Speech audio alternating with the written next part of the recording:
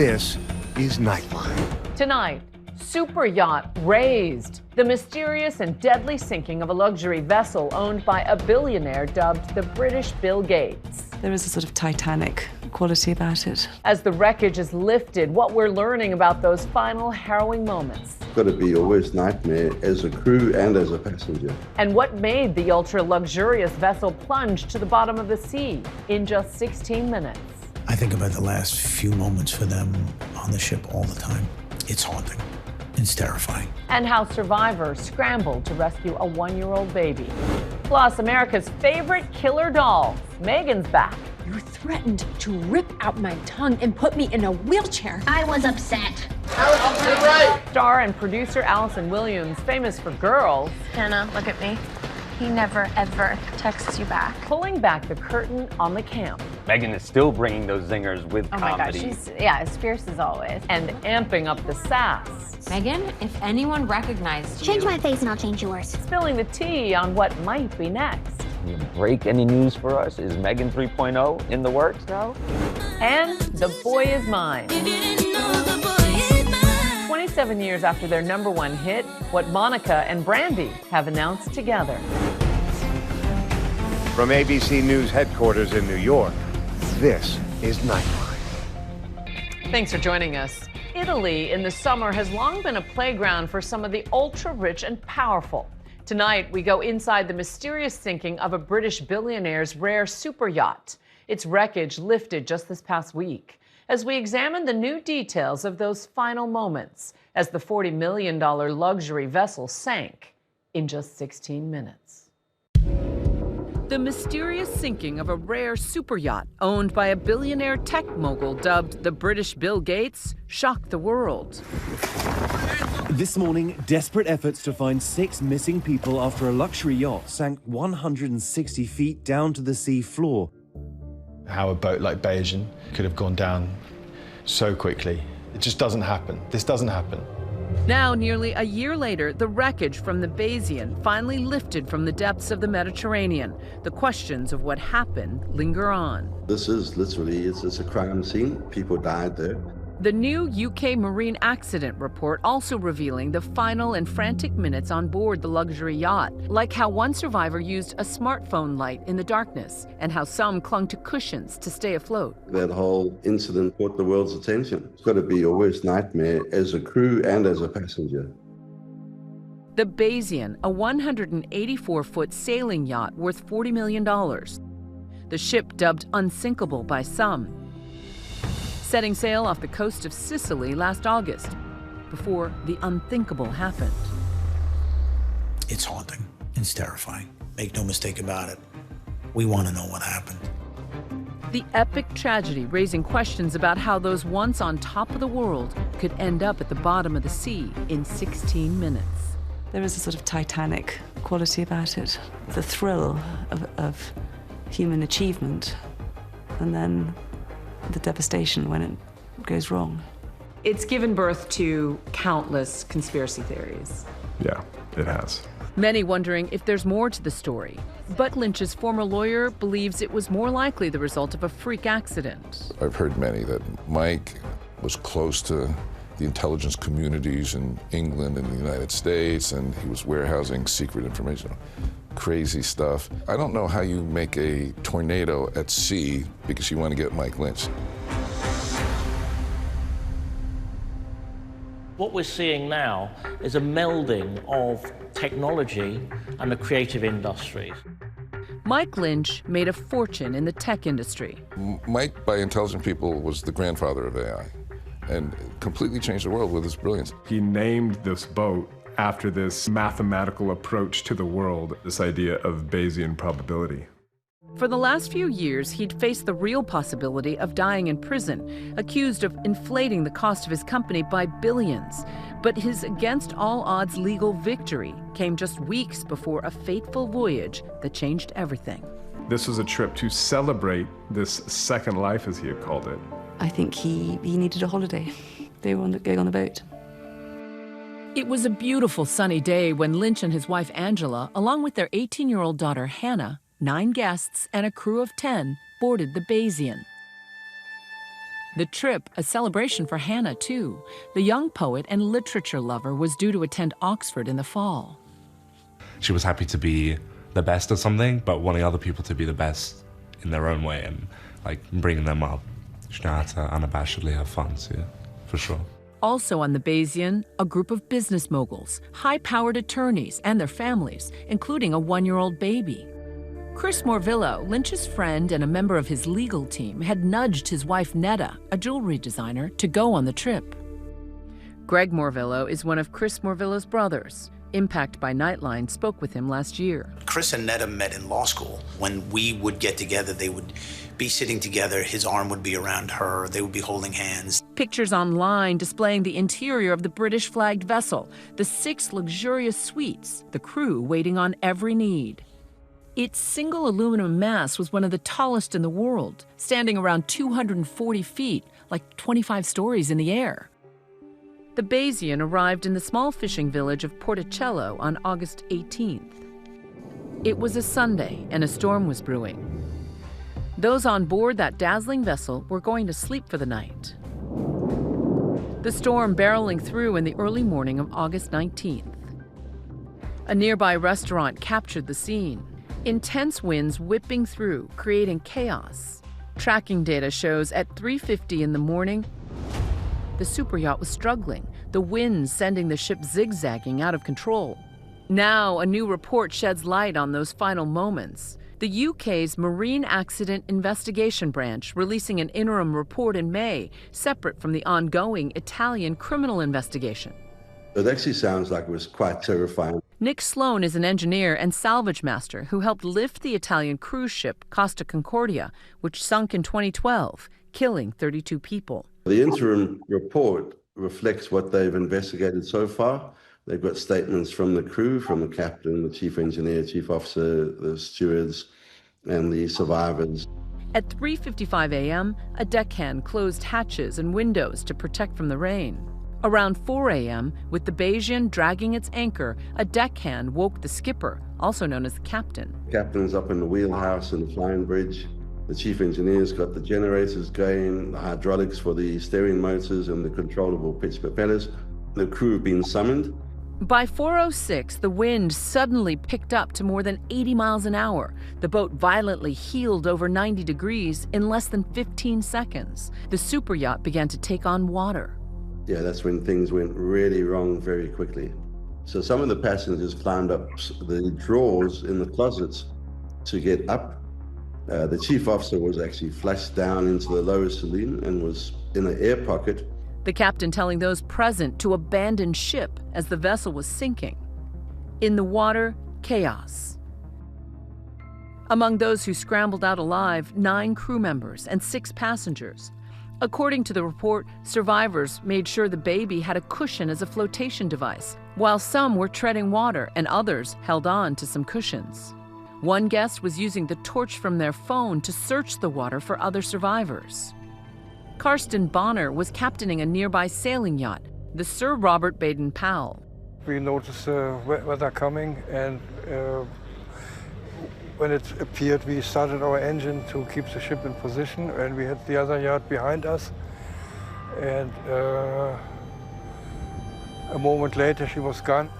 This image from CCTV showing the mast's lights disappearing in the storm. Within 16 minutes of being struck by what investigators believe were sudden hurricane-force winds, the Bayesian was gone. 7 lives lost, including Mike and Hannah Lynch, as well as Chris and Netta Morvillo. I held it together on the phone and then got off the phone, probably burst into tears. The report also raising questions about how much wind the superyacht could sustain, noting these vulnerabilities were also unknown to either the owner or the crew of Bayesian. Investigators hope the wreckage, raised 165 feet from the seabed, will offer more clues as to what unfolded. I'll go through it very, very carefully, from the bow all the way to the stern, and actually tick off all these boxes of what could have caused it. The recovery of the Bayesian challenging and at times dangerous. On May 9th, a 39-year-old Dutch specialist diver died while cutting part of the boom, fused to the mast. Today, the once gleaming superyacht now covered in muck and algae, resting in a Sicilian port, its famed mast still underwater. Greg Morvillo telling ABC that his family hopes for no more losses associated with the vessel and that they anxiously await the ultimate conclusion of the investigation. I think about the last few moments for them on the ship all the time. It's haunting. It's terrifying. For more on this story, including exclusive interviews, watch Impact by Nightline's Gone in 16 Minutes, Sinking of the Superyacht, now streaming on Hulu and Hulu on Disney+. When we return, we're with Allison Williams, dishing on the return of that homicidal robot doll that just won't die.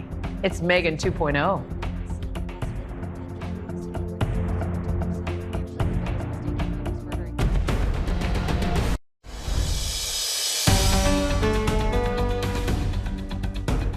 Welcome back. You know, Megan the Robot Doll has joined that category of horror films, beloved but creepy enough to keep you up at night. Actress Allison Williams is a force behind the franchise, not just on screen, but behind the scenes. And she sat down with Nightline's Ashin Singh.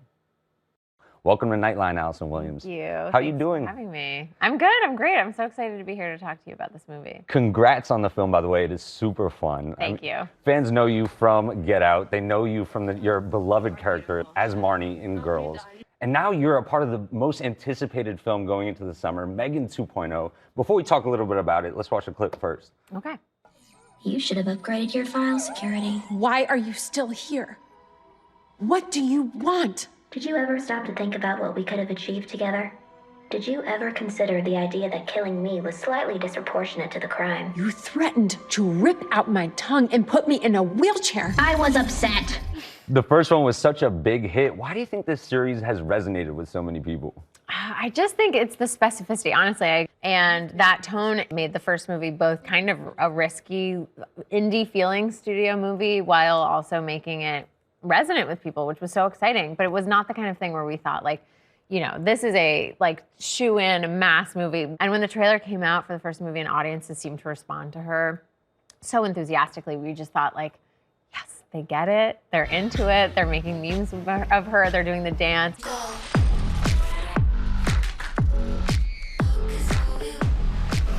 We just felt like so gratified, and we hoped maybe there would be a chance we could make another one. You know, when the first movie came out, it almost felt like this idea of an AI robot felt like a little bit more of a distant reality. Yeah. But here we are with Megan 2.0, and it kind of feels like it's here almost. You're a producer on this film. What are you guys actually trying to say about today and our relationship with artificial intelligence? Well, I feel like the first movie was sort of positing a hypothetical with slightly down the line in the future. And so now it's saying, like, okay, given that AI is just part of our world, should we start to think about our relationship with these tools? Of course, all of that sounds very serious, but the movie itself is just exhilarating and fun and an adventure, and it feels like you're on a ride.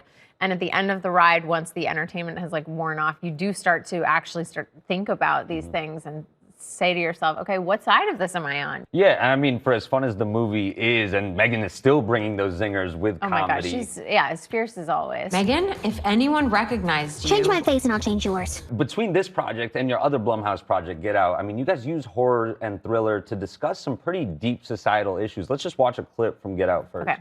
Fairer skin has been in favor for the past, couple of hundreds of years. But now the pendulum is swung back. Black is in fashion.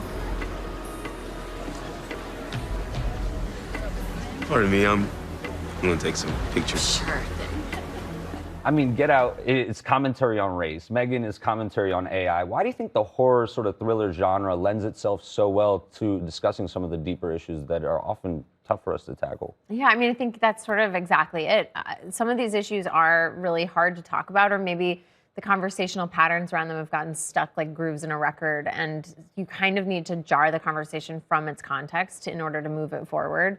And when he made Get Out, Jordan was talking a lot about how he felt like the conversation around race had gotten stuck, and he wanted to add visual language, add the sunken place to the lexicon as a way of describing the experience of being Black in America. It seems like so many of the projects you worked on have particularly had their finger on the zeitgeist. I mean, even Girls is having its Gen Z resurgence right now. You've said that Marnie has been misunderstood in the past, but it seems that Gen Z is sort of taking her differently. Yeah, they get her. It's really nice. There was something to do with the proximity of her context, and that now, released 10 years down the line, there's something about her that's a little bit more tolerable and palatable, and may I even say, like, worthy of rooting for. When you add something to the culture or you make an artistic endeavor, you kind of hope that it's going to stand the test of time, but you can't possibly like assume that that's going to happen. So it's been such a privilege. I can't believe I get to keep talking about it. And yet you've said that Marnie actually reminds you in some ways of Megan. Well, the yeah. robot. I mean, come on, what do you mean by that? In one main way, which is just the spontaneous singing. Like, without invitation, without anyone saying, what would be great is if Marnie would come up and grab the microphone and sing a song right now, or cover Stronger by Kanye West. Work it, make it, do it, makes us harder, better, faster, stronger. Megan has the tendency to also break into song at moments that she thinks, or her algorithm thinks, are perfect moments to break into song, but that other people might deem inappropriate or emotionally insensitive. You shoot me down, but I won't fall. I am titanium. So I think that they really share. It's such a ride, but also you kind of turned into a bit of an action star yourself. Maybe. What was it like prepping for that? It was so different. The first movie, I was doing all of this like homework about robotics and AI and engineering. For this movie, I was learning how to box, and I was doing like strength training for months ahead of time and doing lots of stunt sequence meetings and rehearsals and stuff like that. Do we think we got some more action roles for Allison Williams' future? I don't know. I mean, maybe. I'm open to it. It was really, really fun. With all the fervor of Megan 2.0 heading into this summer and just the general excitement and buzz around, can you break any news for us? Is Megan 3.0 in the works now? I can't. We are dreaming. We are dreaming of it. We have so many ideas, things we'd love to explore. It all depends on how people receive this one, if they go see it and if they go support it. Allison Williams, thank you so much for joining us. Thank you. Appreciate it. You can catch Megan 2.0 in theaters starting this Friday. Our thanks to Ashin. When we return, Monica and Brandy's announcement, thrilling fans of their duet, The Boy Is Mine.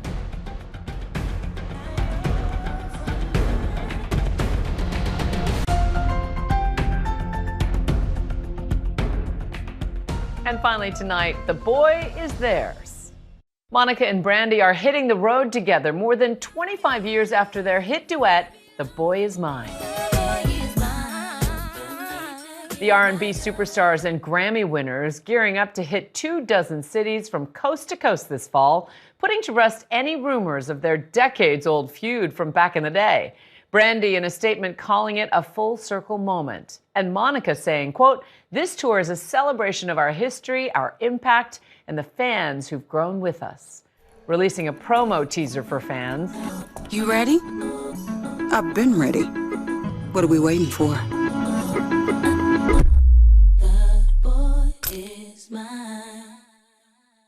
I can't wait. That's Nightline. You can watch all of our full episodes on Hulu. We'll see you right back here tomorrow. Thanks for staying up with us. Good night, America.